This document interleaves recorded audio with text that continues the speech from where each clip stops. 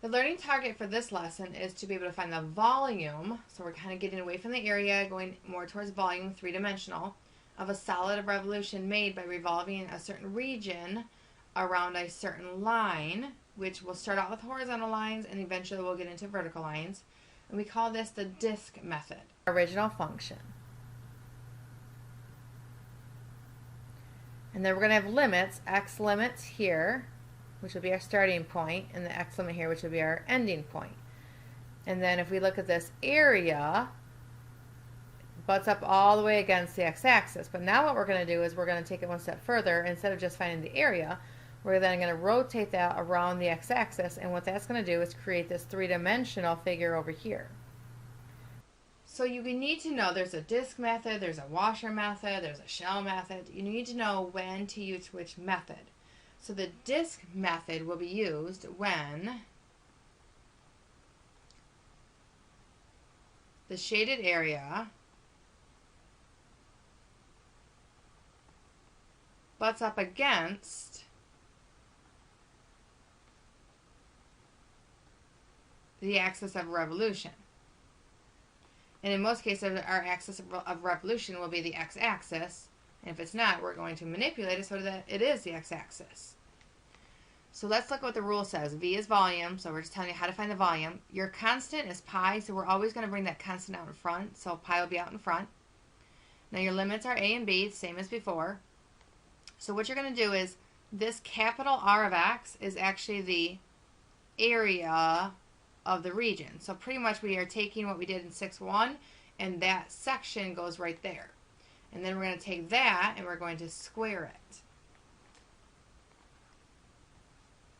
It says find the volume of the solid formed by revolving the region bounded by the graphs of, okay, so you've got one graph here, another one here, another one here, another one here. And we're revolving it around the x-axis. Okay, so these ones here and here, you are not going to type in your calculator because those are vertical lines. However, these ones you are going to type into your calculator. So take a few minutes and let y1 be cosine of x plus 3/2. Make sure 3/2 is not inside the parenthesis. And then y2 will be 0. Well, a line being y equals 0, remember what that is? That is just the x-axis. But because it's a trig function here, we're going to change the window. So your x min should be negative pi. Your x max should be pi. Your y min will be negative 5, and your y max will be 5.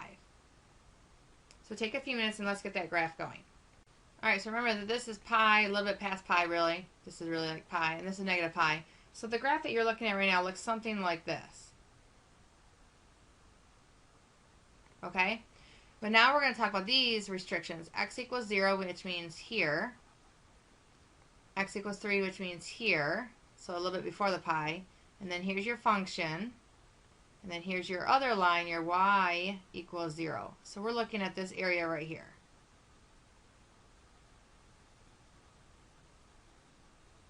So the video I showed in class talked about how you take a two-dimensional figure like this, and now you have to visualize. We are revolving it, rotating it around or about the x-axis. So we're going to be going this direction. So we're going to be going up and down, up and down. Well, it kind of looks like a vase, kind of on its side. Think about pottery. This is how they kind of do pottery. So what we're going to do is we're going to figure out the volume exactly by doing an integral. So the integral, we're going to put our constant out in front.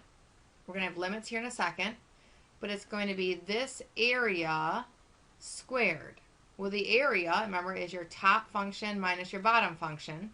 So that area will just be your y1, and we're going to square it. Now, what are the points of intersection? It's the very left side and the very right side, which they gave us in the problem to be 0 and 3. So go ahead and type that in. Those of you that don't like to use the y1 and y2, then you would have just written out cosine of x plus 3/2 all squared. But that should just give you an answer of this. And we're done. Alright, I have a couple of asterisks here for a reason. It says find the volume of the solid formed by revolving the region bounded by the graphs of this and this about the line y equals 1. Well, we said we needed the revolving line to be the x-axis. And earlier I said if it's not the x-axis, we are going to manipulate it so that it is. So we're going to do the same thing that we normally do. We're going to go ahead and graph it. This is an upside down parabola at 2. Here's your parabola. G of x equals 1, that means this line here. So here's the area shaded. Now if you notice, this is not butt up. The area shaded is not butting up against the x-axis. We have a little gap here. So we are going to translate the graphs so they butt up against the x-axis. So how do I get this gap to go away? Well, I'm going to shift everything down 1 unit. So now my line, which used to be my function that used to be 2 minus x squared minus 1, is really going to be x squared plus 1. My other function that used to be 1, if I subtract 1 from it, I shifted it down 1, is really going to be 0. So now here's my second function, which is g of x. My other function now, it's still upside down parabola, but now it got shifted down 1 unit. So now my shaded area is butting up against the x-axis. Okay, so now we're going to go ahead and do this. It's a calculator problem. We're going to figure out the point of intersection here, the point of intersection here. Those are going to be my limits. Take a few minutes. You should get -1 and 1. And again, you could have just done that by hand as well. The top function is my new function. It's 2 minus x squared minus 1, which ultimately was just -x squared plus 1, minus my other function, which is 0. So it's going to be -x squared plus 1, all being squared. Type it in your calculator.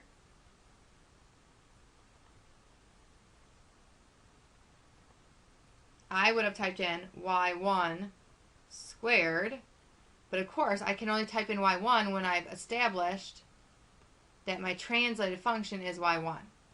In either case, you should get this.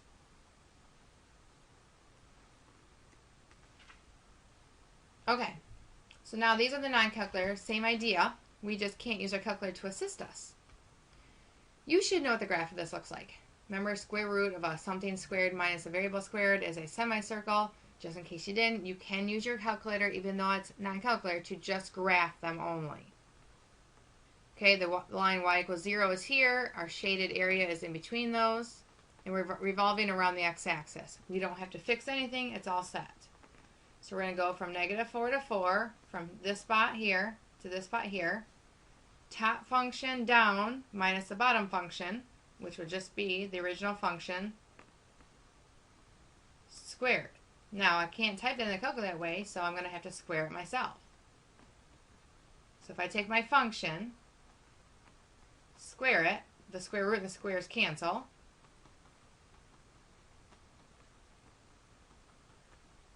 Now I'm going to take the integral, so the integral of 16 becomes 16x, and the integral of x cubed becomes x cubed over 3. I'm evaluating them at this top and bottom limit.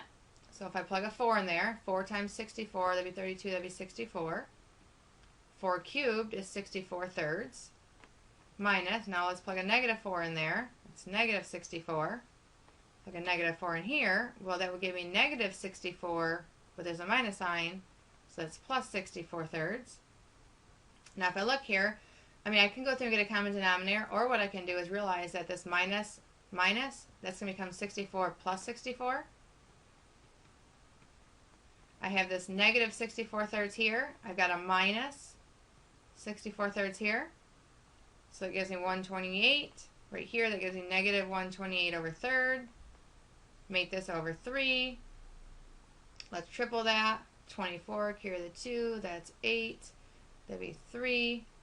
So I'm looking at 384 minus 128, and it's all over 3.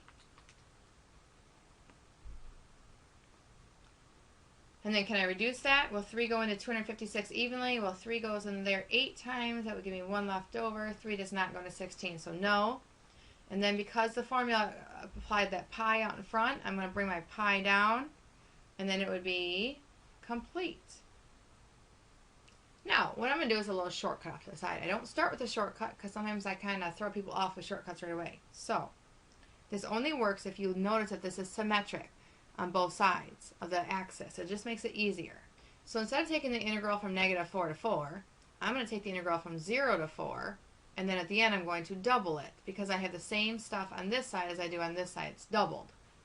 So now the integral's answer was this, right? So now I'm going to plug a 4 in there. That will give me 64 minus 64 thirds. Plug a 0 in there, that gives me 0. So now make this over 3 by multiplying that by 3, so that would be 192. 192 minus 64 is 128 thirds. But remember that that was only half of my section. Since I'm doubling it, now times that by 2, which just means the numerator gets multiplied by 2.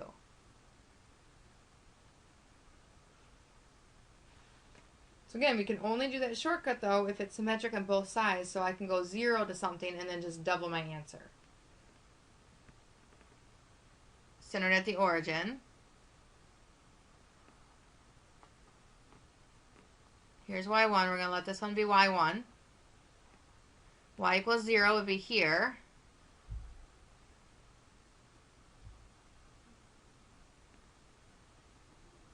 X equals 2. Okay, so what's bounded, what's the colored part between these three graphs? It would be this section right here. It eventually comes to a point because this parabola goes on forever. And we're revolving it around the x-axis. So in this one, I'm not going to double my answer because the other side is not shaded, so it's just a shaded section. So I'm going to go from what to what? Well, right here at 0, 0 over to 2. And if you weren't sure about that, you could again set these equal to each other. And you would see that the first one was 0. And then if you look over here, what are the functions that are hitting up here? The functions that are hitting up here are the 2y squared and the x value of 2. Well, I don't have to think about that. The x value is 2. This top part that's actually shaded there is the 2x squared graph. And we're subtracting what? The bottom function, which is 0.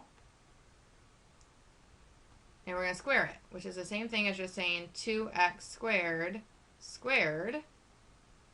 Well, 2x squared squared is really 4x to the 4th. Now let's take the integral. It would be 4x to the 5th over 5, and we're plugging in 2 and 0. We don't really need to plug in 0, so just plug 2 in. And then remember to put pi at the end because it's volume, and there's really a pi out in front that we just didn't write down currently. So 2 to the 5th power is 32. 4 times 32 all over 5. Well, I really can't reduce anything, so we're just going to multiply 4 times 32.